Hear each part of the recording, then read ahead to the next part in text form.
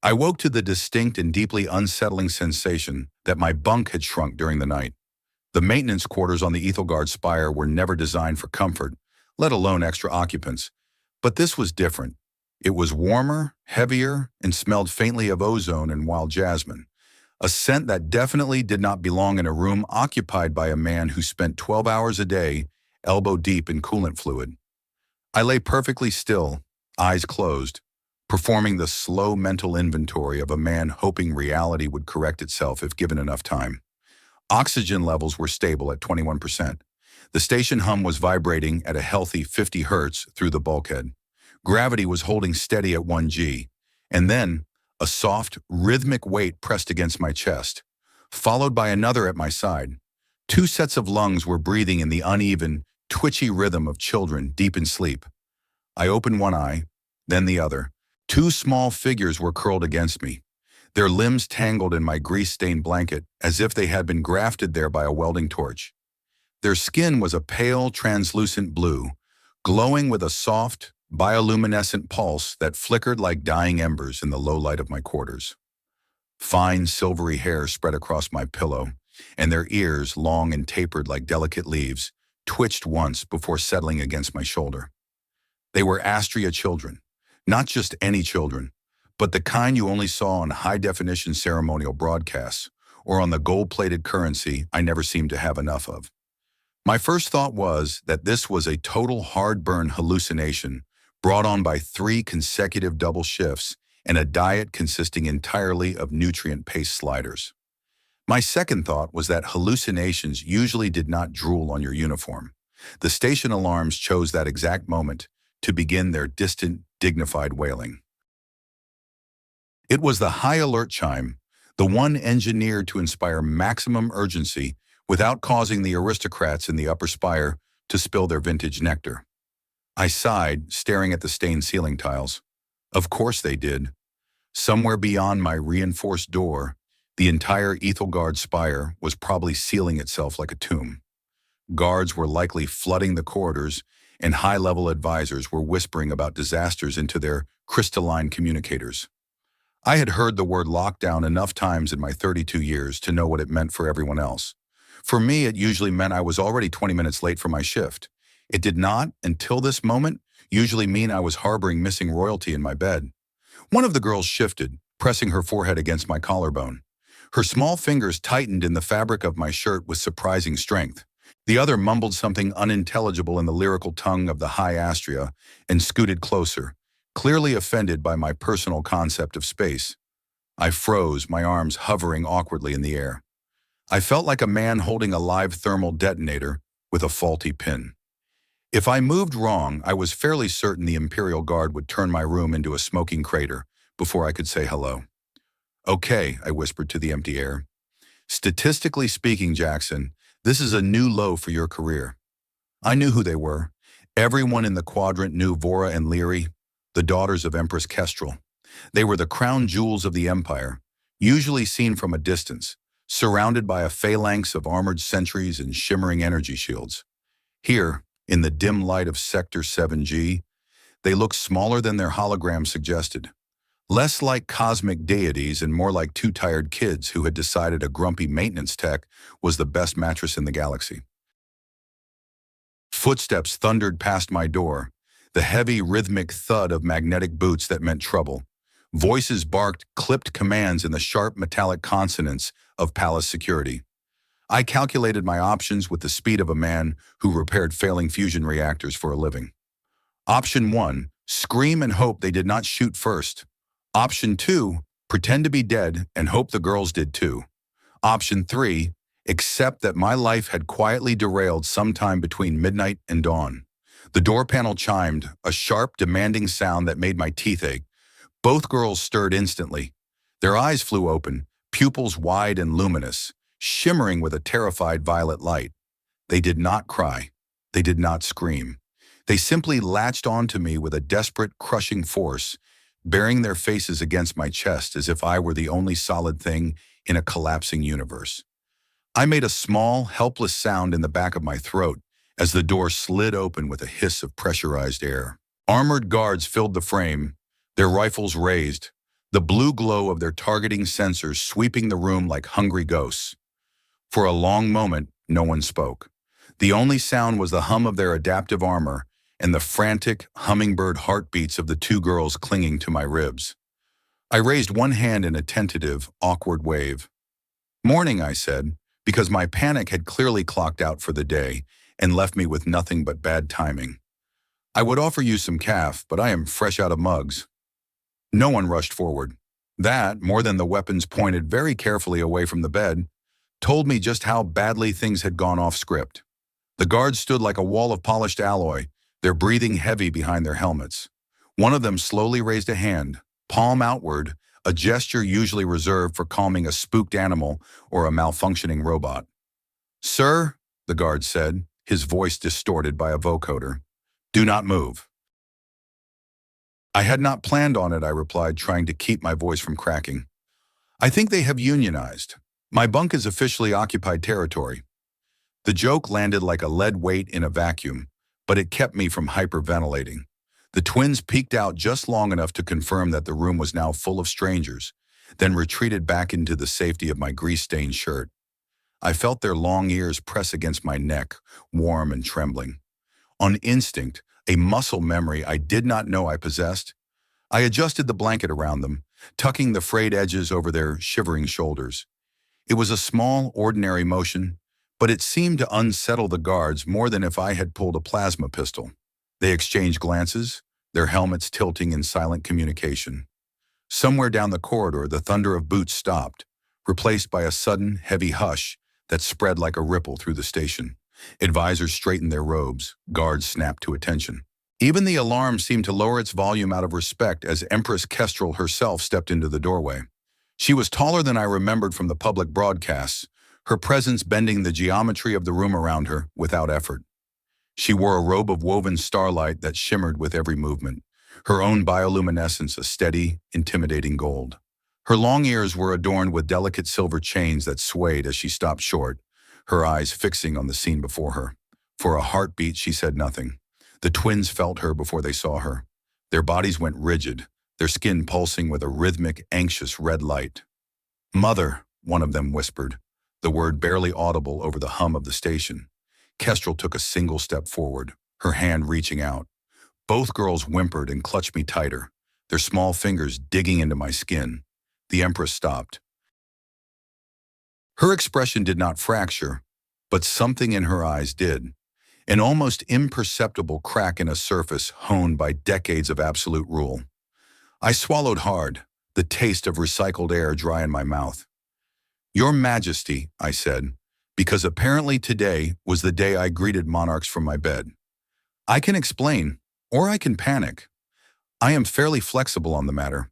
A ripple of dismay moved through the advisors crowded behind her. Kestrel raised one hand, silencing them without looking back. She studied me now, not as a ruler assessing a threat, but as a mother trying to decode a mystery. She saw a man who smelled of lubricant and ozone, a room cluttered with half-repaired panels and rusted multi-tools. I did not look powerful. I looked tired, and yet her daughters would not let me go. "How long have they been here?" she asked, her voice like velvet-wrapped steel. I hesitated, doing the math. "Since before I woke up, I assume." They arrived quietly. I am a heavy sleeper. That inexplicably earned me a sharp look from one of the guards, as if sleeping were a dereliction of professional duty. Kestrel stepped closer, lowering herself slowly to one knee on the cold industrial floor. "Vora? Leary, come to me." They did not move. I felt their hearts racing. I raised my hands slightly, palms open, showing the guards I was not a threat. "I have not told them to do anything," I said softly. "I do not think I could even if I tried. They are very determined." The Empress's gaze softened despite herself. She reached out, stopping just short of touching them. "You are safe now," she said gently. The twins exchanged a glance, their ears flicking in sync. Then they shook their heads in perfect unison. "No guards," Vora murmured. "No shouting," Leary added. I winced, feeling the weight of the political catastrophe I was currently sitting in. "Somewhere in the palace, an advisor probably just fainted," I muttered. Kestrel straightened slowly, her regal mask sliding back into place. "Clear the room," she ordered, her voice brooking no argument. "Leave us," the advisors protested, their voices rising in a frantic chorus of security protocols and legal precedents. The guards hesitated, their rifles still at the low ready. Then the Empress's eyes hardened, glowing with a fierce golden light, and the room emptied as quickly as it had filled. When the door slid shut, the small maintenance quarters felt suddenly very small and very quiet. Kestrel looked at me again, her gaze searching. "You will come to the council chamber," she said. "All of you." I nodded, my mind already racing through the logistics. "That makes sense.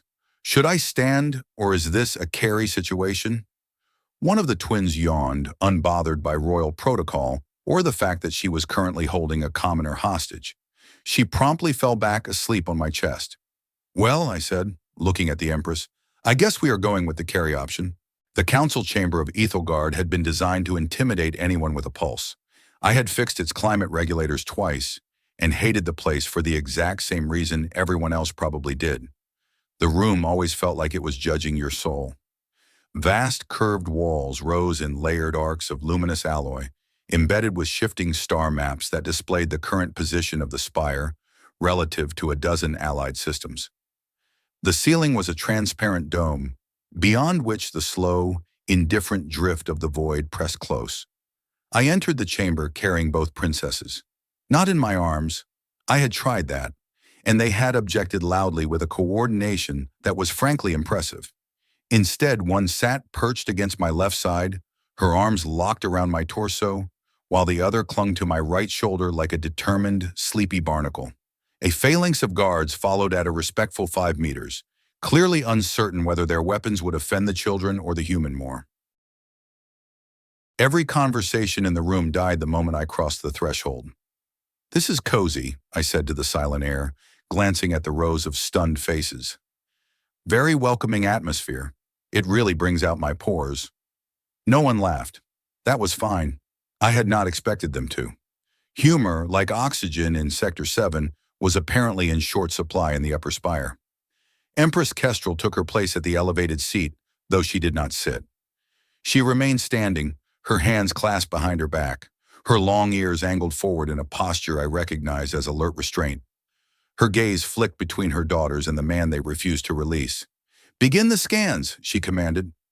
A medical drone floated closer, emitting a soft, harmonic hum designed to soothe young minds. The effect was immediate and disastrous. Both girls stiffened, their eyes snapping open, their grips tightening to the point where I actually wheezed. Their skin flared a sharp, defensive orange. "Okay," I said quickly, backing away from the machine. "No humming robots." Noted. Very firmly noted. The drone retreated, dimming its lights like a chastened pet. I felt absurdly aware of the silence, of the weight of imperial attention pressing in on me from every angle. I had faced plasma leaks and unstable gravity wells with less collective scrutiny than this. The twins, however, seemed entirely unbothered by the politics. One of them, Leary, poked at the frayed insignia on my sleeve. "Why is this crooked?" she asked, her voice echoing in the vast chamber. I glanced down at the patch. "Because I sewed it on myself in the dark while drinking bad calf," I whispered. She considered that for a moment, her ear twitching. "You did it wrong." Yes, I agreed. That is a professional assessment. A few advisors blinked, their faces contorting, as they tried to process a casual conversation about sewing in the middle of a constitutional emergency. Kestrel raised one hand, her voice cutting through the rising murmurs. "Jackson Vane," she said. "You will tell us everything." I nodded, shifting my weight to keep the girls balanced. I fell asleep. I woke up. They were there. That is the complete and total list of events. I did not lure them, summon them, or knowingly harbor royalty. I do not even know how they got past half the service locks, unless someone forgot to update the access keys again, which I have been asking about for 6 months. The security chief, a man whose armor was so polished he looked like a mirror, stiffened at the mention of the locks. Kestrel did not look away from me. "My daughters have not spoken more than a few words since the attempt on my life 3 weeks ago," she said, her voice dropping to a low, dangerous frequency. I shifted slightly, adjusting Leary so she didn't slip. "They talked to me," I said. Mostly about machines and biscuits. Your station biscuits are not great, by the way. They taste like sad cardboard. A sharp inhale moved through the room, as if I had just insulted the stars themselves. Vora nodded solemnly against my chest. They taste very sad, she whispered. Kestrel closed her eyes for a brief moment. When she opened them, something in her expression had changed. It wasn't soft exactly, but it was wider, more inclusive of the strange reality sitting in front of her. Why you? She asked quietly. Out of 10,000 people on this station, why a maintenance technician from the sublevels? I hesitated, not because I was afraid of the answer, but because it felt too simple to offer in a room this grand. My room is quiet, I said. The lights are dim. Nothing explodes near it, and I do not shout. I just fix things. The twins tightened their hold in silent agreement. For the first time, the council chamber felt unsteady, not physically, but emotionally, like a structure realizing its foundations were flawed. The Empress studied me, really studied me, and I had the strange, humbling sense of being seen not as a problem to be solved, but as a variable no one had accounted for.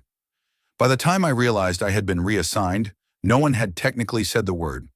I noticed it first when my communicator chirped and displayed a route map that did not lead back to the grease pits of Sector 7.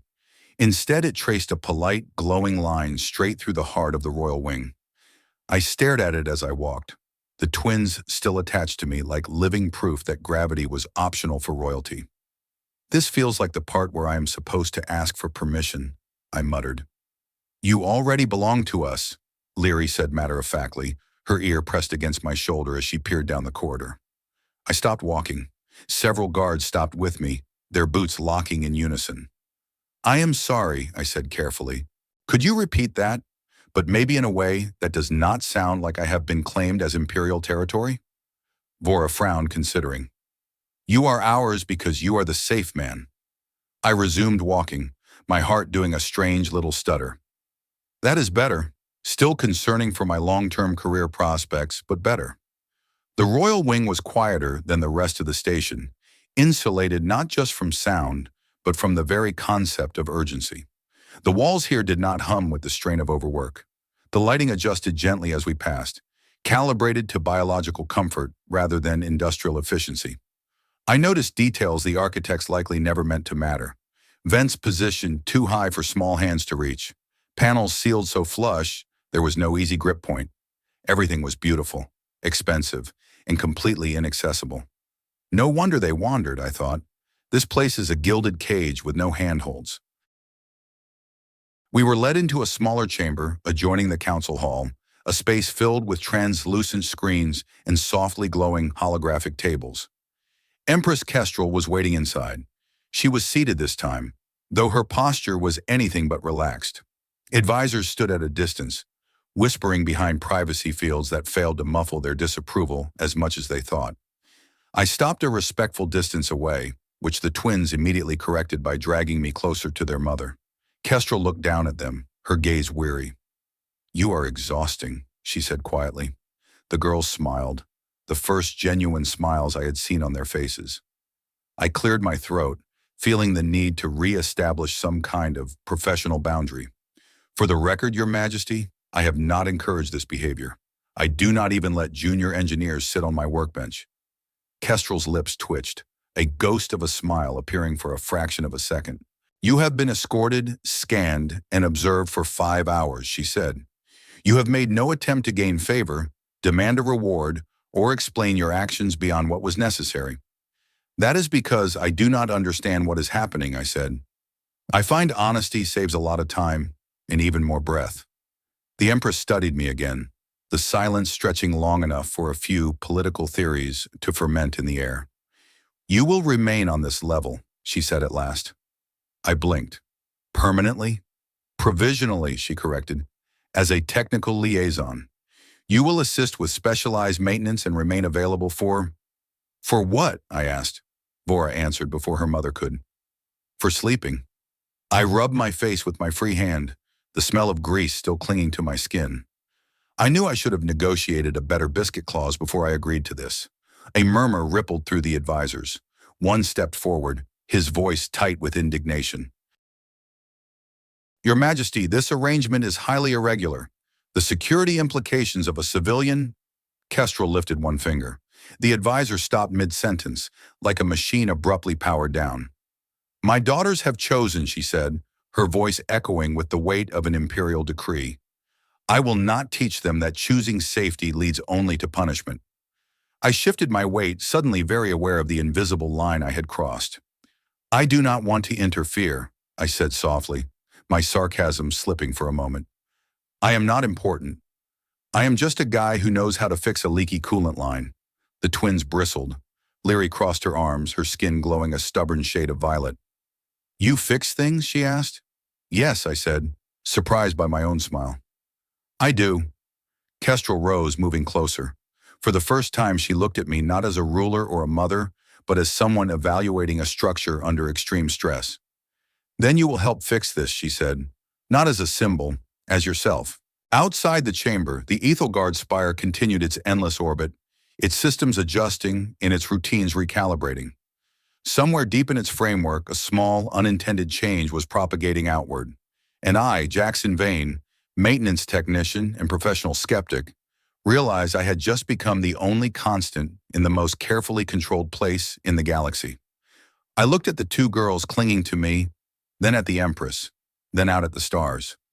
Fine, I muttered, but I am still not eating those cardboard biscuits. The new quarters they assigned me were an architectural insult to both the working class and the aristocracy. Located precisely where the polished marble of the royal wing slammed into the reinforced carbon steel of the service spine, my room was a hybrid mess of luxury and utility. One wall was draped in heavy velvet tapestries that probably cost more than my entire family's history, while the opposite wall featured an exposed primary coolant pipe that groaned like a dying beast every 6 hours. I loved it. It was the only place in the upper spire that didn't feel like it was trying to sell me a lie. I spent the first 3 hours of my official tenure as a technical liaison, sitting on a plush, gold-threaded chair, trying to figure out how to clean my fingernails without staining the upholstery. Vora and Lyrie were currently occupied with a series of high-density data pads, ostensibly studying the history of the Ethelgard hegemony. In reality, they were using the holographic projectors to create miniature star beasts that chased each other around my boots. The door chimes didn't just ring here, they whispered. It was a soft, melodic chime that set my teeth on edge. Enter, I said, leaning back and trying to look like I belonged in a room that had a chandelier made of actual crystals. The door slid open with a whisper of magnetic rails. A man stepped in who looked like he had been carved out of a very expensive, very grumpy piece of granite. This was High Chancellor Malachor, the man in charge of the twins' education, and, by extension, the person most likely to find a way to have me space through an airlock. He wore robes of deep obsidian, and his ears were so long and stiff they looked like they had been starched into submission.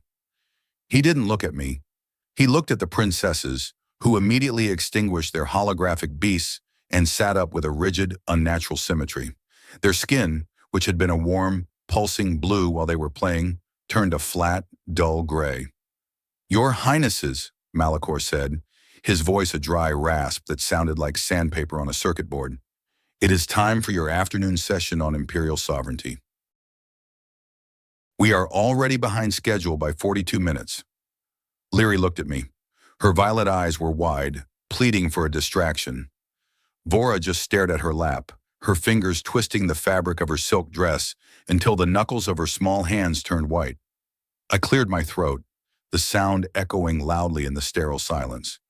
Hey, Chancellor, before you drag them off to talk about tax codes and planetary annexations, I actually have a bit of a technical situation here.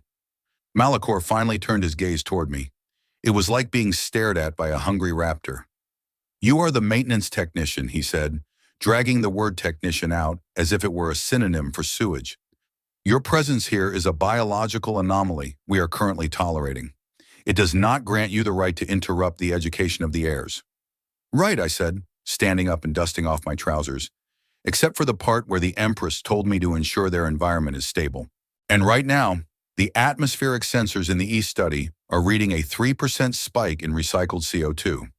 If I don't recalibrate the scrubbers, they'll have a headache by sunset. And you know how the brass gets when the kids are cranky.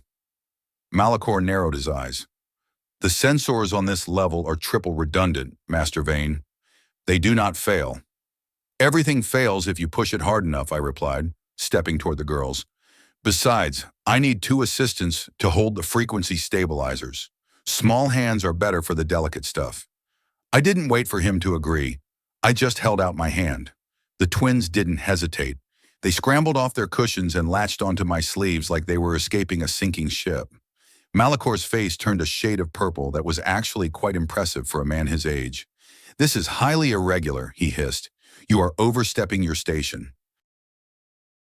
My station is currently 20 light years long and rotating at 12 degrees per hour, I said, walking past him toward the door. I'm just trying to keep the lights on, Chancellor. You do the talking, I'll do the fixing. We made it into the corridor before I heard him start shouting at his aides. I didn't stop until we reached a service hatch hidden behind a decorative fountain.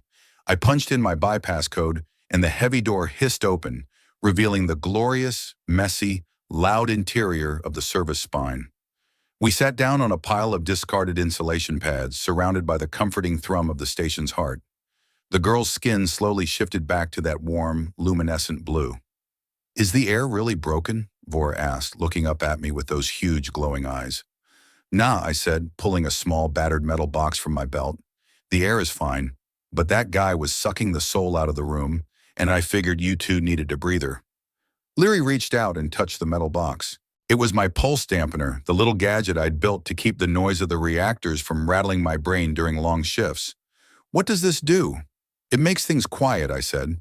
Not the kind of quiet that feels like a vacuum, but the kind where you can finally hear yourself think. I call it a bubble. I thumbed the switch. A faint, nearly imperceptible ripple moved through the air. Within a 3-meter radius, the roar of the coolant pipes and the whine of the gravity generators simply vanished. It was like we were sitting in a pocket of space that the rest of the universe had forgotten about. The twins both sighed at once, their bodies relaxing in a way that made me realize just how much tension they had been carrying. They weren't just fleeing Malachor, they were fleeing the noise. The Astria were sensitive to vibrations, and Ethelgard was the loudest place in the galaxy. Safe, Leary whispered, leaning her head against my shoulder. I sat there in the silence, watching the lights of the station pulse through the gaps in the floor plating. I realized then that the Empress hadn't brought me here because I was a hero. She'd brought me here because I was a buffer. I was a human-shaped piece of lead shielding in a world of radioactive politics. We stayed there for over an hour.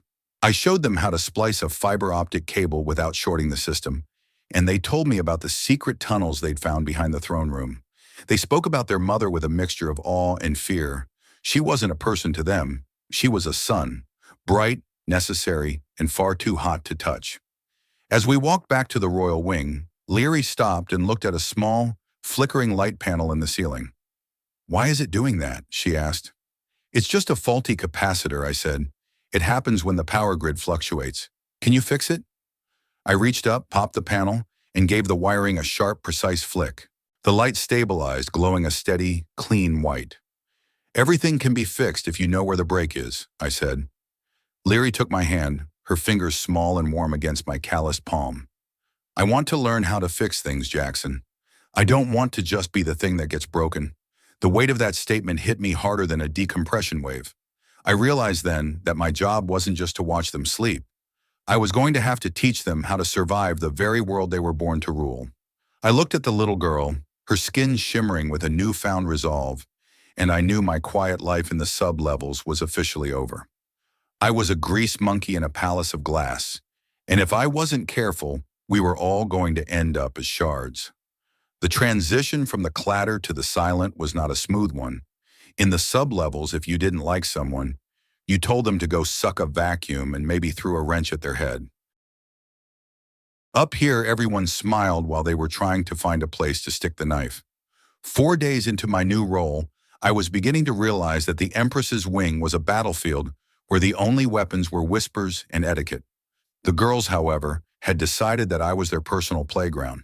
They followed me everywhere, which meant that the elite guards of the Ethelgard Spire spent their shifts hovering outside bathrooms and maintenance closets, while I taught two princesses the proper way to calibrate a hydraulic piston. "Jackson, the Empress wants to see you." "Alone," one of the guards said, his voice coming through the intercom of my new quarters. He sounded like he'd rather be wrestling a space squid than talking to me. I looked at Vora and Leary, who were currently trying to build a model of the station out of recycled food trays and some adhesive tape they'd liberated from my toolkit. "Stay here," I told them. "If anyone comes in trying to teach you about sovereignty, just tell them you're in the middle of a critical system diagnostic." Vora looked up, a smudge of adhesive on her cheek. "Roger that, Chief." I walked through the corridors of the Royal Wing, feeling like a speck of dust on a clean mirror. The Empress didn't meet me in the council chamber this time. She was in a private garden, a massive glass dome filled with plants from 100 different worlds. Some of them glowed, some of them sang, and all of them looked like they were kept alive by sheer imperial will. Kestrel was standing by a pond filled with liquid silver. She didn't have her crown on, and her hair was pulled back in a simple braid. For a second, she looked almost human. "You are teaching them to be commoners, Vane," she said without turning around. I stopped a few meters away, keeping my hands in my pockets. "I'm teaching them how the world actually works, Your Majesty. Sovereignty is great and all, but it won't help them if the life support fails and they don't know which end of a thermal regulator is which." She turned then, her eyes narrowing. "There are thousands of technicians to handle the regulators. There is only one Empress. They must be prepared to lead." "With all due respect," I said, and I actually meant it this time, leading a station is just a different kind of maintenance. You're just fixing people instead of pipes. And right now those kids are terrified because they don't understand the machinery of their own lives. Everything is done for them, decided for them, whispered about them. They feel like they're just another part of the station's decor. Kestrel walked toward me, her robes rustling like dry leaves. "My life was an attempt on theirs. They are Astria. They are the light of this empire. They cannot be ordinary. They don't want to be ordinary," I countered. "They want to be safe. And safety isn't something you can buy with a bigger guard detail. It's the feeling that you have some control over your own reality." I stepped closer, ignoring the way the guards at the edge of the garden shifted their weight. "I spent 10 years in the pits, ma'am. I've seen what happens when things get pushed too far. People, machines, it's all the same. If you don't give them a vent, they explode. Those girls were exploding. They just happened to find my room before the pressure hit the red line." Kestrel looked at the silver pond, her reflection shimmering in the liquid metal. She was quiet for a long time, the only sound the soft, melodic chirping of a lunar bird in the branches above us.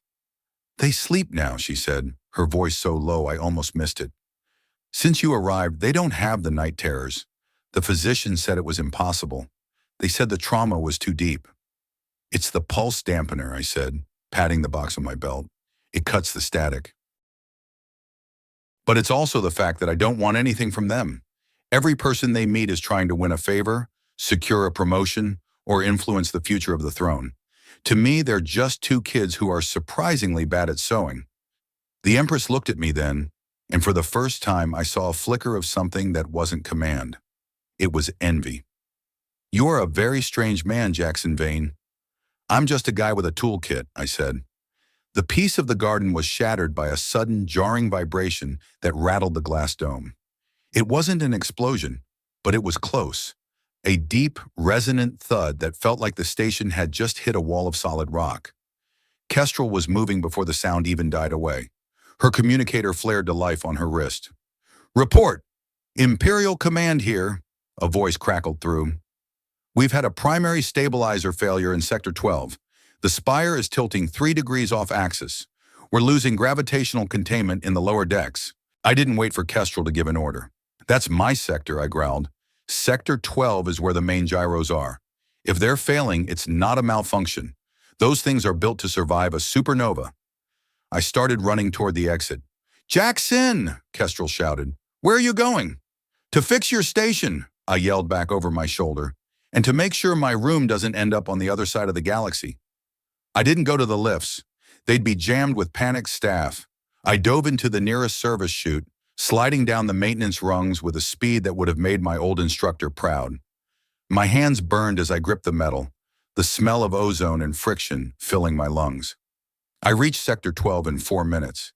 The air was already thick with the smell of scorched insulation and hydraulic fluid. The main gyro chamber was a disaster zone.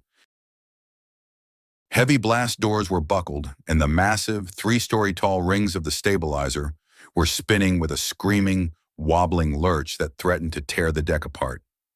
A dozen technicians were huddled near the control console, their faces pale with terror.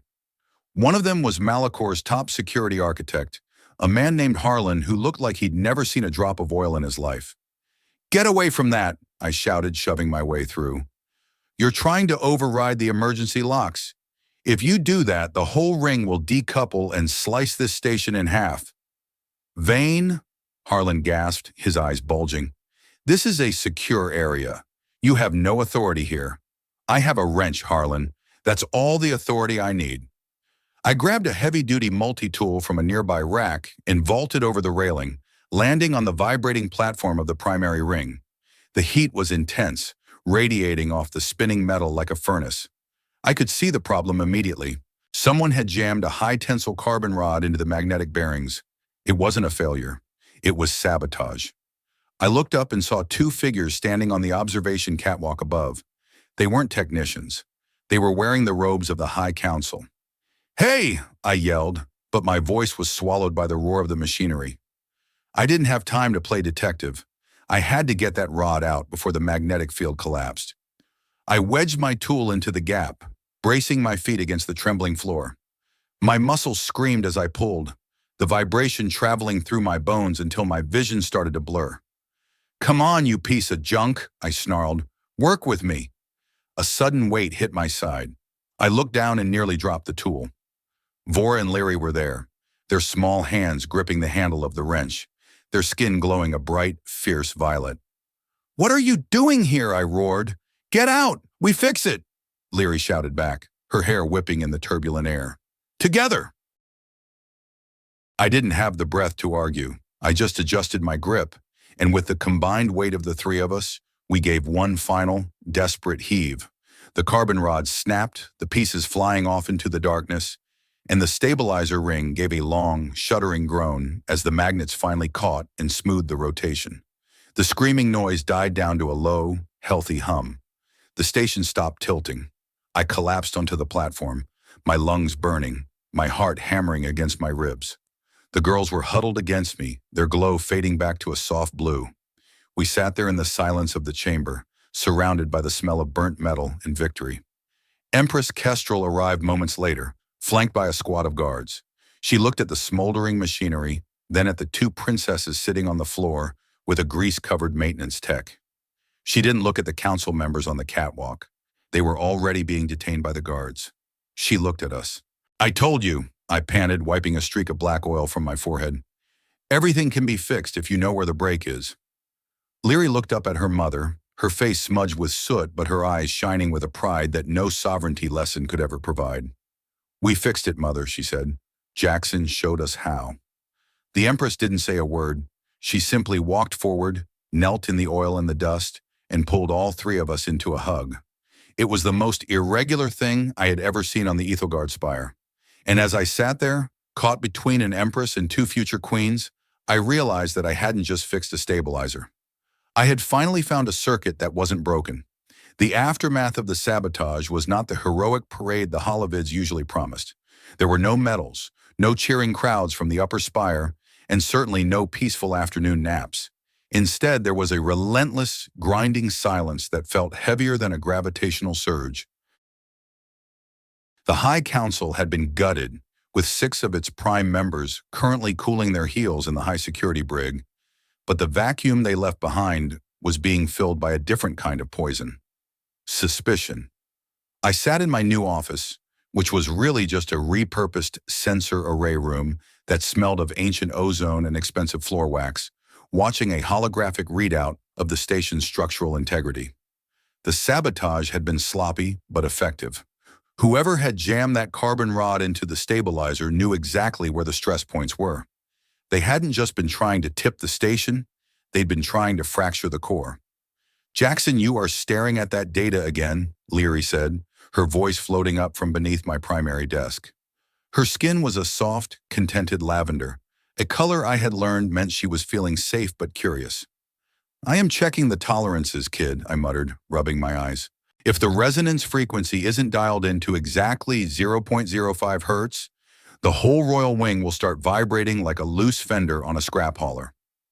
Vora popped her head up from the other side of the desk, a small, silver-plated spanner tucked behind her long ear. "Is that a bad thing?" "It means the Empress's tea will have ripples in it," I said, leaning back. "And up here, ripples are a declaration of war." The twins giggled, a sound that was becoming the only thing keeping me sane. In the 5 days since the incident in Sector 12, I had been officially branded as the technical steward. It was a fancy way of saying I was now the station's glorified babysitter with a master key to every airlock and a target on my back the size of a moon. The door chimes whispered. I didn't even have to look up to know it was a high rider, one of the few remaining aristocrats who hadn't been arrested yet. They moved with a certain polished clatter, their silk robes rustling like dry grass. "Steward Vane," a voice said, dripping with enough false sincerity to coat a hole. I looked up. It was Lord Valerius, a man whose family had owned half the mining rights in the Veylanis system for 3 centuries. He looked at my grease-stained boots as if they were a personal insult to his ancestors. "Lord Valerius," I said, not bothering to stand. "What can I do for you? I'm a bit busy teaching the future of the Empire how to bypass a secondary relay." Valerius's ears twitched, a sharp, rhythmic flick of annoyance. "I have come to discuss your compensation. It has been noted by the remaining loyalists that a man of your unique talents is perhaps wasted in the damp corridors of Ethelgard." Here it comes, I thought. The golden handshake. "There is a garden world in the Serafina cluster," Valerius continued, stepping closer and lowering his voice. "2 suns, purple oceans, and a climate that never drops below 24 degrees.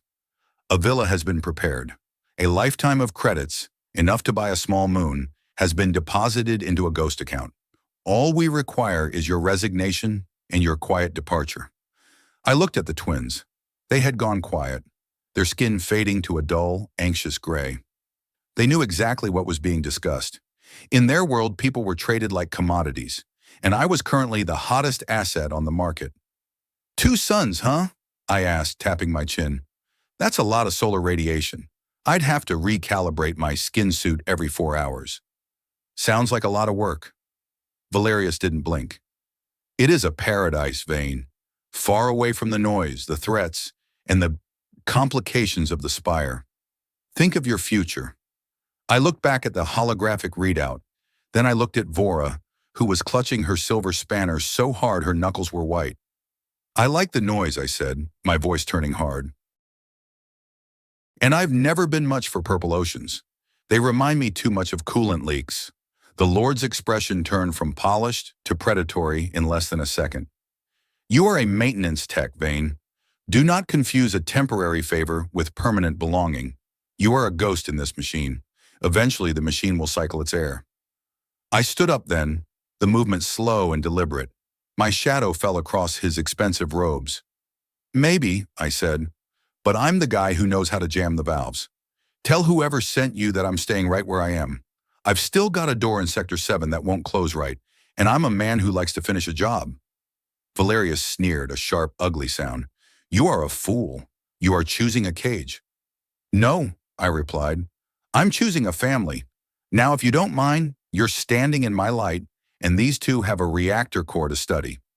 When the door finally slid shut behind him, the tension in the room didn't just dissipate, it collapsed. Vora dropped her spanner and threw her arms around my waist, her skin flaring into a brilliant, thankful gold. "You're staying?" she whispered. "I'm staying," I said, ruffling her silvery hair. "Besides, if I left, who would tell you that your sewing is still crooked?" But as the girls went back to their food tray model, a nagging doubt started to itch at the back of my brain. Valerius wasn't just offering a bribe, he was offering an exit. He knew something I didn't. The sabotage in Sector 12 hadn't been the end. It had been a diagnostic test. Someone was checking the station's reflexes, and I was the only white blood cell in the system. I spent the next 4 hours digging through the encrypted logs of the sabotage. I wasn't looking for names. Kestrel's inquisitors were already doing that. I was looking for the code. The command override that had opened the back door into the stabilizers was elegant, fast, and terrifyingly familiar. It didn't look like the work of a disgruntled councilman. It looked like it had been written by the station itself. "Jackson?" Leary asked, tugging on my sleeve. "Why is the map turning red?" I looked at the display. A series of alerts were blooming across the lower decks. Not technical failures, medical alerts. I grabbed my communicator. "This is Steward Vane. Give me a status on the Sector 8 infirmary." The response was a blast of static followed by a panicked voice. "Steward, we have a biolume collapse. It's the clatter technicians. Their light is going out." My stomach dropped. The Astria were the only ones who naturally glowed, but everyone on the station carried a trace of the bioluminescent flora used in the air recyclers. It was what kept us healthy in the dark. If the light was going out, it meant the life support wasn't just failing, it was being targeted. "Vora, Leary, get in the safe room," I barked, grabbing my toolkit. "No," Vora shouted, her skin flashing a defiant red. "We go with you." "Not this time," I said, my voice cracking with an urgency I couldn't hide. "This isn't a broken pipe, kids. This is something else." I didn't wait for them to argue. I locked the door from the outside and sprinted for the service chute. I had to reach the lower levels. I had to see if my people, the ones I'd left behind in the grease and the noise, were the ones paying the price for my new life in the sun. As I slid down the rungs, the air began to feel cold and thin. The lights in the chute were flickering, a rhythmic dying pulse that matched the beating of my own heart. I realized then that the silent weren't just trying to kill the clatter. They were trying to reset the entire biological clock of the station. I hit the floor of Sector 8 and nearly retched. The air smelled of sulfur and stagnant water. Technicians I had known for 15 years were slumped against the walls, their skin a terrifying, translucent gray. They weren't dying, not yet, but their biosync was broken. They were becoming ghosts in their own home. "Vane," a voice wheezed from a nearby corner. I turned and saw Silas, my old foreman. He was 70 years old and had more grease in his veins than blood. His eyes, usually sharp and mocking, were clouded and dim. "Jackson," he coughed, reaching out a trembling hand. "The air, it's got no soul in it." I knelt beside him, my heart breaking. "Hang on, Silas. I'm going to fix it." I opened the nearest maintenance panel and shoved my diagnostic lead into the port. The data that flooded my screen made me feel like I'd been kicked in the chest by a gravity mule. The life support wasn't malfunctioning. It was being fed a sequence of commands designed to starve the bioluminescent algae. And the origin of the signal wasn't the council chamber. It was coming from the royal wing, from the very room I had just left. I stood up, my grip tightening on my wrench until my knuckles bled. I had been so busy watching the wolves at the door that I'd forgotten to look at the ones in the mirrors. The cost of my choice, the cost of being the safe man, was being paid in the lives of the only people who had ever really known me. I looked at Silas, then up at the dark ceiling that separated us from the gold and the starlight. "I'm going to fix this," I whispered to the dark, "or I'm going to burn the whole thing down." The climb back up to the royal wing felt like it lasted 1,000 years. Every breath was a struggle against the thinning air, every step a reminder that the people I cared about were fading into the gray. I didn't use the service chutes this time. I used the primary lifts, my steward's key code overriding the security locks with a series of sharp, angry chirps. I arrived at the Empress's private garden, not with a request, but with a vengeance. The guards tried to block my path, but I didn't stop. I walked through their sensor nets and their pointed rifles, my eyes fixed on the woman standing by the silver pond. Kestrel turned as I approached, her expression unreadable.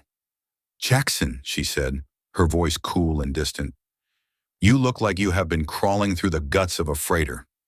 I stopped 3 meters from her, the smell of Sector 8's rot still clinging to my uniform. "Your people are dying," I said, skipping the formalities. "The biosync in the lower decks is collapsing, and the signal is coming from your wing." Kestrel didn't flinch. "The station is recalibrating, Jackson. Resources must be diverted to ensure the survival of the core. The Astria bloodline requires... Requires what? I roared, the sound echoing through the singing plants. To be fed the lives of 10,000 workers so you can keep glowing? Is that the sovereignty you're teaching those girls? That their light is bought with the darkness of everyone else? The Empress's skin flared a brilliant defensive gold. You do not understand the weight of this crown, Vane. The Ethelgard spire is not a home. It is a lifeboat in a sea of void. If the core fails, we all vanish. I am making the hard choices that you, in your simple maintenance room, can afford to ignore. Hard choices? I stepped closer, my voice dropping to a dangerous whisper. I just saw Silas, a man who gave 50 years to this station, crawling on the floor because he couldn't find enough oxygen to cough. That's not a hard choice, Kestrel. That's murder, and it's being done in your name. Kestrel turned back to the pond, her reflection trembling in the silver liquid.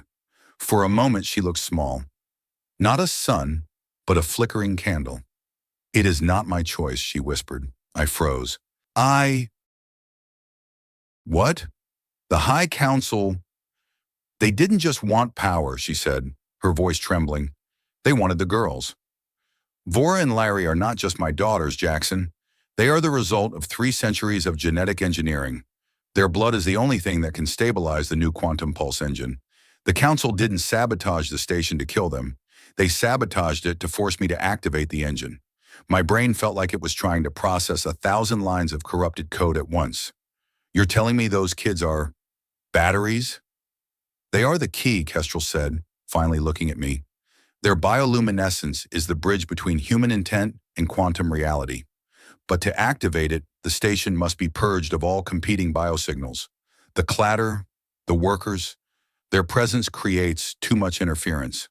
I looked at the beautiful garden, the singing birds, the shimmering starlight. It was all a lie. The whole station was a giant machine designed to sacrifice the many for the few, and those 2 little girls were the trigger. They don't know, do they? I asked. No, Kestrel said, and they must never know. If they realize what they are, the synchronization will fail. They must believe they are loved. They must believe they are safe. I felt a coldness settle in my chest that had nothing to do with the thinning air. Family is a choice, I had told the twins. But Kestrel hadn't made a choice.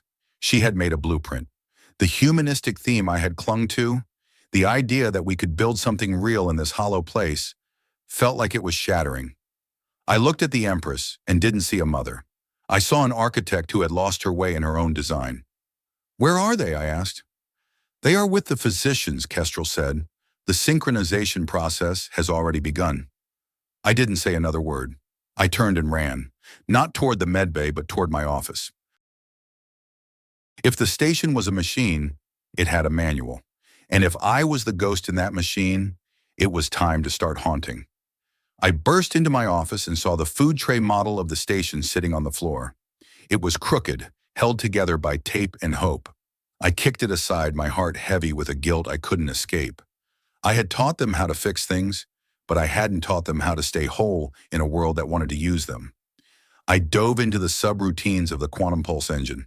It was a nightmare of nonlinear logic and biological feedback loops. Every time I tried to bypass the core, the system pushed back, the code screaming at me in a language I didn't speak. Steward Vane, a voice crackled through my communicator. It was Malachor, the Chancellor. You are attempting to interfere with an imperial mandate. Cease your actions immediately, or we will vent the atmosphere in Sector 8. They were using Silas and the others as a shield. If I tried to save the girls, I killed my friends. If I saved my friends, the girls became the heart of a machine they could never escape. The cost of my silence was a mountain of bodies. The cost of my action was the 2 souls I had grown to love. Jackson? The voice came from the ventilation duct. I looked up and saw Vora peeking out, her skin a terrified, flickering violet.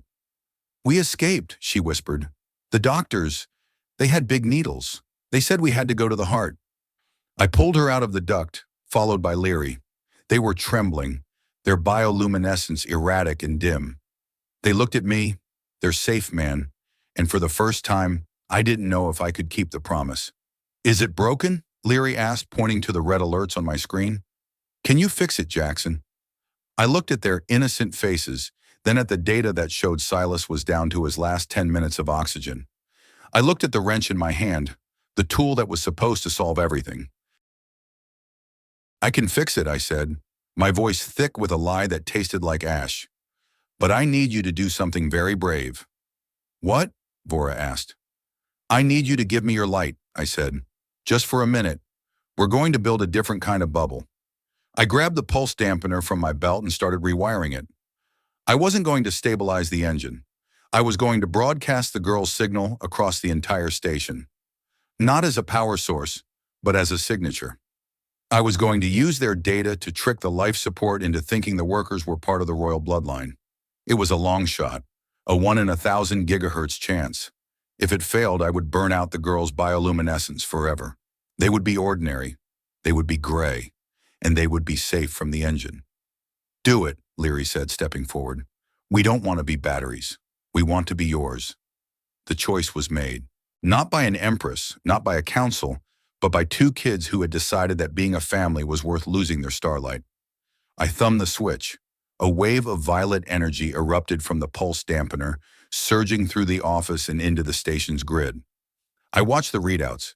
The signal hit the life support in Sector 8, the red alerts flickering, then turning a steady, healthy green. The biosync was holding. The interference was gone, not because the people were dead, but because the system now saw them as royalty. But on the floor of my office, the twins had collapsed. Their skin was no longer glowing gold or violet or blue. It was a pale human cream. Their long ears drooped, and their eyes, once full of starlight, were now just dark, tired brown. Jackson? Vora whispered, her voice weak. Is the noise gone?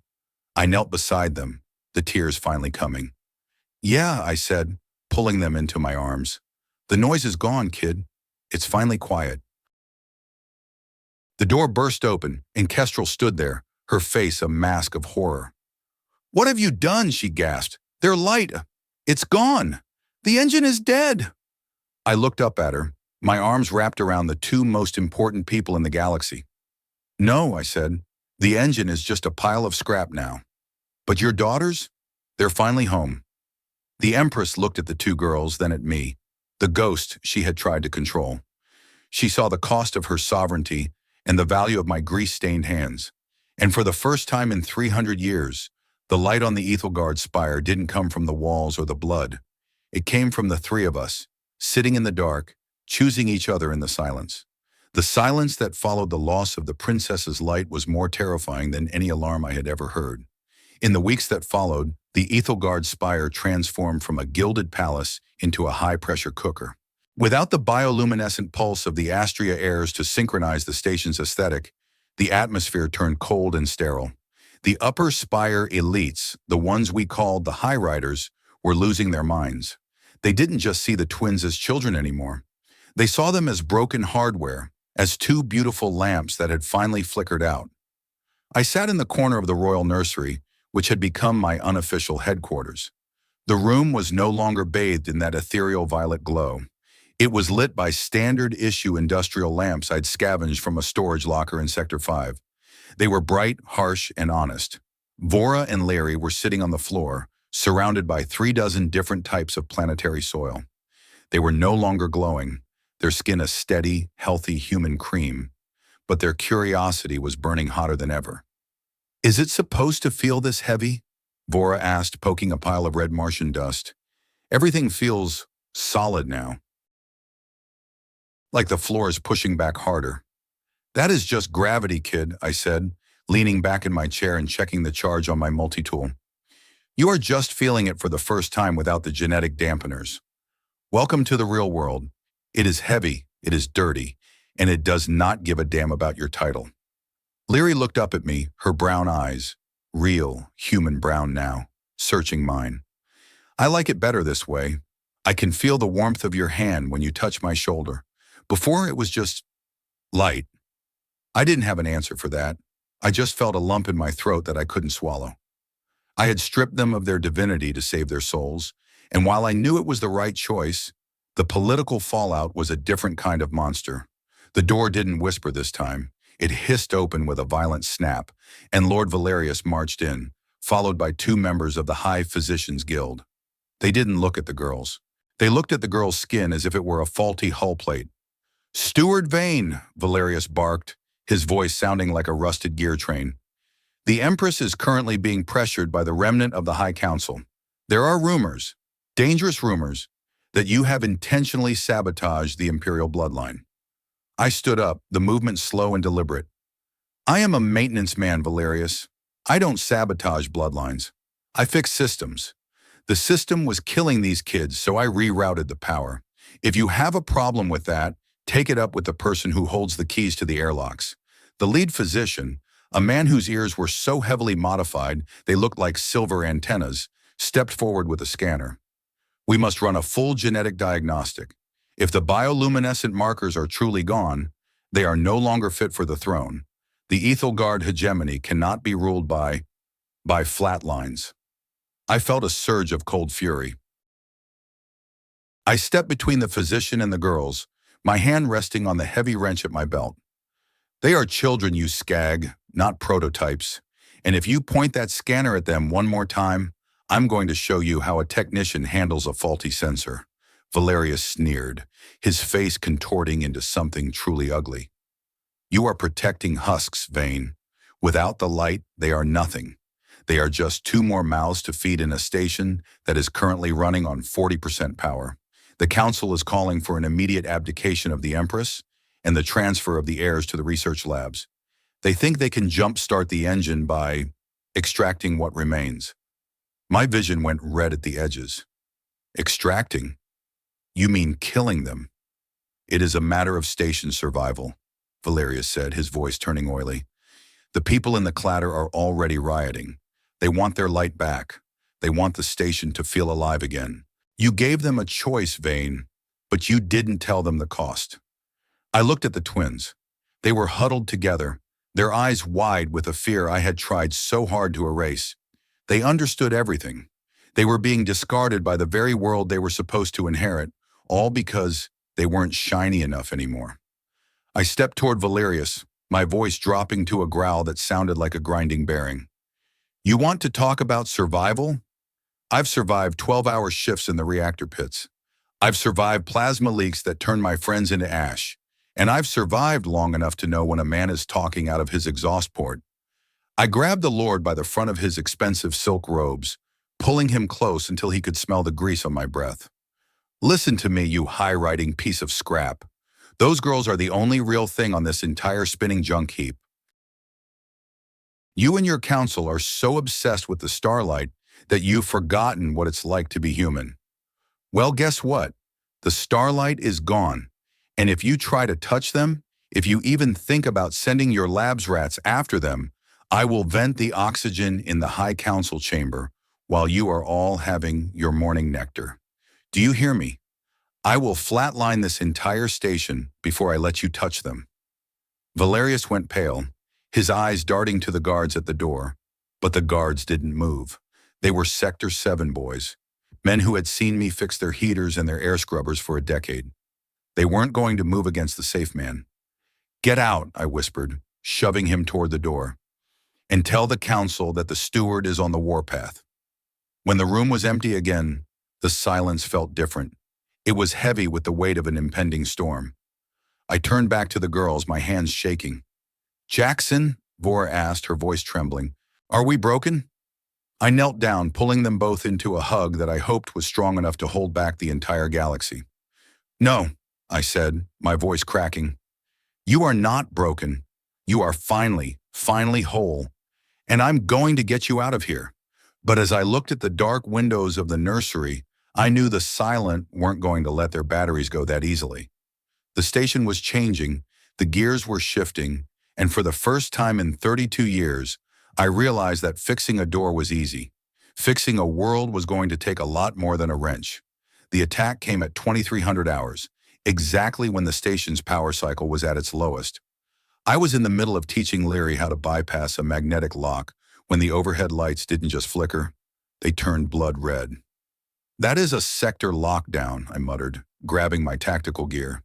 "They're cutting off the royal wing from the rest of the station." The doors hissed shut, but I had already jammed the rails with a carbon steel wedge. I knew these halls better than the architects, and I knew that if we stayed in the nursery, we were dead space. Bug out, girls. Now, I barked, tossing them each a small survival pack I'd been prepping for days. Keep your heads down and stay on my six. If I tell you to jump, you jump. If I tell you to crawl, you crawl. Got it? Roger that, Chief, they said in unison, their voices tight with a bravery that made my heart ache. We didn't go for the main lifts. Those would be death traps, full of armored blackguards with kill orders. Instead, I kicked open a floor panel in the storage closet, revealing the dark, humid interior of the service spine. This was the station's digestive tract, a labyrinth of pipes, cables, and screaming fans that smelled of recycled water and old sweat. It is loud in here, Vora whispered, her hand gripping my belt so hard her knuckles were white. Good, I replied. Lead the way into the darkness. Loud means they can't hear us moving, and the heat seekers will have a hard time picking us out against the steam pipes. We moved like ghosts through the guts of Ethelgard. I guided them through narrow conduits and over vibrating catwalks, my mind mapping out the fastest route to the sublevels. If we could reach Sector 8, if we could get to the clatter, we would have an army of 10,000 grease monkeys to hide behind. The high riders didn't dare set foot in the pits, and the workers owed me. We were halfway through the primary cooling shaft when the first drone found us. It was a Mink 4 Seeker, a sleek silver sphere with a rotating plasma cannon that hummed with a predatory whine. Down, I shouted, shoving the twins into a recessed alcove. The drone's sensor eye swept the corridor, the red light reflecting off the damp walls. I didn't have a rifle. I didn't even have a stun baton. All I had was my modified pulse dampener and a heavy-duty magnetic wrench. I thumbed the switch on the dampener, setting the frequency to a high-pitched oscillating scream. I didn't broadcast it. I focused it into a tight beam and aimed it straight at the drone's optical array. The machine shrieked, its internal gyros spinning out of control as the sonic wave scrambled its sensors. It began to wobble, its plasma cannon firing blindly into the ceiling, showering us with sparks and molten metal. Now, I yelled, lunging forward. I swung the wrench with every bit of strength I had, the heavy metal slamming into the drone's chassis with a satisfying crunch of shattering electronics. The machine sputtered once, its light going dark, and fell into the cooling vat below with a dull splash. Is it dead? Leary asked, peeking out from the alcove. It's zeroed, I said, wiping a smear of hydraulic fluid from my face. But there will be more. We have to keep moving. We reached the junction of Sector 10 and 11, the air becoming thick with the smell of the lower decks. But as we approached the final maintenance hatch, the lights flared white, and a wall of armored guards stepped out from the shadows. These weren't the station guards. These were the Council's private enforcers, men in matte black tactical gear, with no markings and no mercy. And standing in the middle of them, looking entirely too comfortable in the dark, was Lord Valerius. You really are a persistent bit of grit, aren't you, Vane? Valerius said, his voice amplified by his helmet speakers. You have caused a great deal of trouble for a man who only knows how to turn a screw. Step aside, Valerius, I said, my voice low and dangerous. You don't want to do this. The people downstairs are already waking up. If they find out you're hunting the princesses in the dark, they will tear this station apart with their bare hands. The people downstairs are irrelevant, Valerius sneered. They are just the fuel for the machine, and right now, the machine needs its heart back. Give me the girls, Vane. We have a new procedure. We don't need their light to be natural anymore. We just need their marrow. The genetic markers are still there, even if the glow is gone. We can harvest them. I felt the girls shrink back against me, their small bodies trembling. The humanistic theme I had tried so hard to build, the idea that their lives had intrinsic value regardless of their utility, was being shredded by the cold industrial logic of the man in front of me. Family is a choice, Jackson? Vora whispered, her voice full of a sudden, terrible understanding. Is this what they chose for us? No, I said, turning to look at them. This is what they chose, but I'm choosing something else. I looked at Valerius, and for the first time in my life, I felt a calm that was more frightening than the anger. I reached into my pack and pulled out the pulse dampener. You want the heart of the machine? I asked, holding the small metal box up. This is the only thing that's been keeping the stabilizer from vibrating the royal wing into dust. I've integrated the girl's biosignature into the core logic. If you kill them, this box stops working. And if this box stops working, the resonance frequency will hit the critical limit in less than 10 minutes. Valerius laughed, a sharp metallic sound. You're bluffing. You're a technician, Vane. You would never intentionally destroy a system. It's against your nature. You're right, I said, a grim smile touching my lips. I wouldn't destroy a system that was working. But this station, this society, it's been broken for 300 years. I'm just the guy who finally realized it was beyond repair. I didn't wait for him to respond. I slammed the pulse dampener onto the metal floor and brought my heavy wrench down on it with everything I had. The device shattered in a spectacular spray of sparks and blue energy. Instantly, the ground beneath our feet began to hum. It wasn't the healthy thrum of a station in orbit. It was a deep, bone-shaking groan that made the walls vibrate and the pipes scream. The resonance was building, the frequency climbing higher and higher, turning the air itself into a weapon. "What have you done?" Valerius shrieked, his composure finally breaking as the floor buckled beneath him. "I'm resetting the clock," I shouted over the rising roar. "Run, girls, through the hatch!" I grabbed the twins and shoved them through the maintenance door just as the overhead lights exploded in a shower of glass. We tumbled into the dark corridors of Sector 8, the sound of the vibrating spire following us like the growl of a dying beast. We were met not by guards but by a wall of light. Hundreds of technicians, men and women, with grease on their faces and fire in their eyes, were standing there. They were holding makeshift torches, crowbars, and plasma torches. Silas was at the front, his skin still pale but his eyes burning bright. "Jackson," he said, his voice steady. We heard the noise. We saw the signal. "They're coming for the girls," I panted, pointing back toward the hatch. "They want to turn them into fuel." Silas looked at the two small, unglowing children huddled against my side. He didn't see princesses. He didn't see icons. He saw two kids who were scared and cold and looking for a place to hide. He stepped forward and placed a heavy, calloused hand on Larry's shoulder. "Not on our watch," he said. The workers surged past us, a tide of angry, tired people who had finally decided that the safe man shouldn't have to stand alone. They poured into the hatch, their tools clashing against the armor of the Council's enforcers. The sound of the battle was swallowed by the roar of the station's resonance, a chaotic symphony of a world finally breaking its own chains. I sat on the floor of the Sector 8 workshop, my back against a rusted coolant tank, and pulled the girls into my arms. We were covered in soot, we were bruised, and the station was literally shaking itself to pieces around us. "Are we going to die, Jackson?" Leary asked, her voice small and tired. I looked at the workers fighting for them, then at the dark ceiling that was no longer glowing with royal starlight. "No," I said, and for the first time, I knew it wasn't a lie. "We're not going to die. We're just going to have to fix a few things once the dust settles." The transformation had begun. It was painful, it was loud, and it was the most beautiful thing I had ever seen. The silent were screaming, and for the first time in 32 years, the clatter was the only thing making sense. I looked at the twins, my daughters by choice if not by blood, and I knew that even if the station fell, we had already won. We had found the only thing that couldn't be harvested, extracted, or turned into an engine. We had found each other. The roar of the Ethelgard spire was no longer a hum, it was a scream. Without the pulse dampener to act as a buffer, the resonance frequency I had unleashed was tearing through the station's skeletal frame like a viral infection. In Sector 8, the walls didn't just vibrate, they wept. Dust from 3 centuries of industrial neglect fell from the rafters like gray snow, coating the angry faces of the technicians who stood between us and the Council's reach. "You really did it this time, Jax," Silas yelled over the thunder.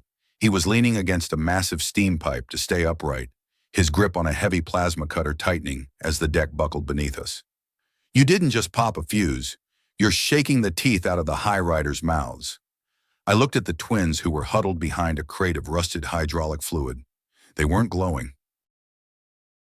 They were covered in soot, their hair a tangled mess of silver and grime. But their eyes, those deep, human brown eyes, were fixed on me with a trust that felt heavier than the station itself. I had to, I shouted back, my lungs burning from the thin, ozone-heavy air. They wanted to harvest them, Silas. They wanted to turn them back into batteries. Silas spit a glob of dark phlegm onto the floor, his expression hardening. Then let it shake, he growled. If this junk heap can't hold 2 kids without trying to eat them, then it doesn't deserve to stay in orbit. The maintenance hatch we had just escaped through didn't just open. It was blown off its hinges by a concentrated thermal charge. Molten metal sprayed into the room, and through the smoke, the blackguards began to pour in. They were moving with a stiff, unnatural precision, their sensors struggling to compensate for the violent tremors of the deck. One of them leveled a pulse rifle at a group of younger techs near the vents. I didn't calculate the odds. I just grabbed a heavy-duty magnetic coil from a nearby workbench and hurled it at the guard's feet. I thumbed the remote trigger in my pocket, and the coil flared to life, creating a localized gravity well that yanked the guard's boots out from under him. He hit the floor with a clatter of alloy and a muffled curse. "Don't let them reach the girls," I roared, grabbing a jagged piece of rebar to use as a makeshift club. The clatter didn't need a second invitation. They surged forward, a tide of grease-stained coveralls and improvised weapons. It was a brawl born of 1,000 years of resentment, the sound of wrenches hitting high-grade armor plating, echoing through the chamber. It was messy, it was thuggish, and it was the most honest thing I had ever been a part of. But the station was dying. I could feel it in the soles of my boots. The resonance was reaching the harmonic limit. In less than 5 minutes, the structural integrity of the spire would hit zero, and we would all be a very expensive cloud of debris in the Veloni system. "Jackson!" Leary screamed, pointing toward the primary coolant shaft. Through the haze of the battle, I saw her. Empress Kestrel wasn't wearing her starlight robes anymore. She was in a tactical flight suit, her golden skin flickering with a frantic, dying light. She was alone, having fought her way through her own guards to reach us. She stopped 10 meters away, her chest heaving, her eyes darting between her daughters in the chaos of the room. She looked at the workers, the skags she had ignored for decades, and saw them protecting her children with their lives. "Stop this," she cried, her voice amplified by the room's acoustics. "Jackson, the core is at 98% stress. If you do not stabilize the resonance, the spire will fracture." "The council is dead space, Kestrel," I yelled, stepping toward her, my club held low. "They wanted to kill your daughters for a genetic marker. Are you with them, or are you with us?" Kestrel looked at Vora and Leary. They didn't run to her. They stayed behind me, their small hands gripping my soot-covered shirt. It was the ultimate betrayal of blood, and I saw the moment her heart finally broke. The Empress disappeared, and the mother took her place. "The council has been detained," she said, her voice trembling but clear. "I have given the order, but the engine, it is responding to the girl's absence by trying to pull the station apart. It needs a signature to lock onto. It needs a choice." I looked at the pulse dampener, or what was left of it, a shattered mess of wires on the floor. "I can't fix it," I said, the realization hitting me like a physical blow. "The hardware is zeroed. Then use the station." Vora stepped forward, her voice surprisingly steady for an 8-year-old. "You told us the station is just a big machine, Jackson. You said everything is connected." I stared at her, then at the massive primary stabilizer rings that were visible through the floor plating. She was right. The spire was one giant circuit, and the people in this room, we weren't just passengers. We were the damping mass. "Silas!" I roared, turning to my old foreman. "Tell everyone to grab a structural support. Link hands, use your biosync." Silas looked at me like I was a madman. Then he saw the logic. He'd spent 60 years feeling the pulse of this station. He knew what I meant. "You heard the steward?" he bellowed, his voice carrying over the din. "Grab a pipe. Grab a brother. We're going to be the ground wire for this, bitch." It was a sight that defied every law of imperial logic. 10,000 workers, from the lowest grease monkeys to the Empress herself, reached out. They grabbed onto the vibrating ribs of the station, forming a massive, living chain of flesh and bone. Kestrel knelt and took Leary's hand. Leary reached out and grabbed mine. I took Vora's. We were the center of the web. I closed my eyes and reached out with my mind, searching for the frequency of the station. I didn't use a toolkit. I used my heart. I felt the screaming metal, the groaning bolts, and the terrifying pull of the vacuum. And then I felt the pulse of the people. It was a messy, disorganized rhythm, full of fear and anger and love. I started to hum. It wasn't a song. It was a counter frequency, a low, steady vibration that I'd learned from 1,000 lonely nights in the reactor pits. Vora joined in, her voice a soft soprano, then Leary, then Kestrel. The sound spread through the living chain, thousands of voices joining together in a single defiant note. It was the sound of the clatter and the silent finally speaking the same language. The resonance didn't stop instantly. It fought us. The deck buckled one last time, a massive explosion of sparks erupting from the primary stabilizer. But the living chain held. The vibration began to smooth out, the high-pitched scream dropping into a low, healthy thrum. The red lights flickered once, twice, and then turned a steady, calming white. We collapsed onto the floor, the silence that followed so heavy it felt like a physical weight. No one moved for a long time. We were just a pile of exhausted, soot-covered humans in Astria, breathing the same recycled air. I looked at my hands. They were shaking, the skin rubbed raw from the vibration. I looked at the girls who were curled up against their mother. They were still gray. They were still ordinary, and they were alive. "We fixed it," Leary whispered into the silence. I leaned my head back against the cold metal of a coolant tank and let out a breath I'd been holding since I first woke up with two princesses in my bed. "Yeah," I said, a tired smile touching my lips. "We fixed it. But I think we're going to need a lot of duct tape to keep it together." The Ethelgard spire did not return to normal.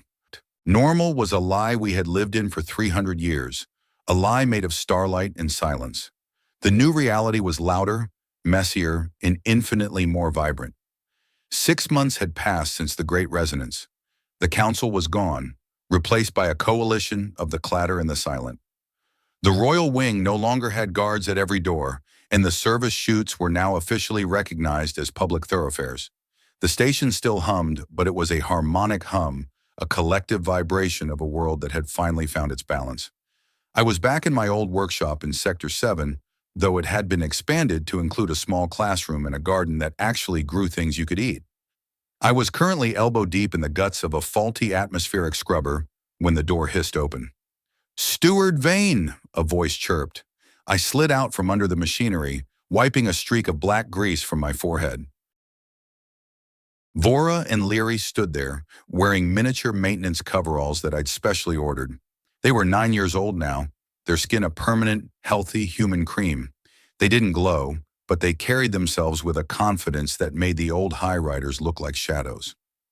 "We have a situation in Sector 3, Leary said, holding up a diagnostic pad. "The gravity plates are drifting by 0.2%.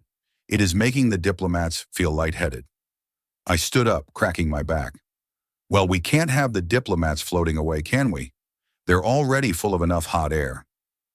Vora giggled, grabbing a bag of tools. "Can we use the heavy-duty magnetic calibrators?" "Only if you promise not to stick your sister to the ceiling again," I said, ruffling her hair. We walked through the corridors of the spire, and the change was evident in every panel and every face. People didn't look down when they saw us. They nodded, they smiled, they spoke. The safe man was no longer a secret. I was a constant. Empress Kestrel met us near the primary lift. She was wearing a simple, functional robe of blue linen, her long ears no longer adorned with golden chains. She looked at her daughters with a pride that was quiet and deep. "Are they learning?" she asked, her voice soft. "They're the best techs on the station," I said, watching the girls race toward the maintenance hatch. "They know more about the structural integrity of this place than I do." Kestrel looked at me, her golden eyes searching mine. "You gave them a life, Jackson. I gave them an empire, but you gave them a home." I looked out the massive viewport at the stars. The void didn't feel so indifferent anymore. It felt like a canvas. "They gave me a reason to stay," I said. I think that was a fair trade. As the sun of the Valoni system rose over the edge of the station's outer ring, bathing the deck in a warm, golden light, I stopped and looked at the wrench in my hand.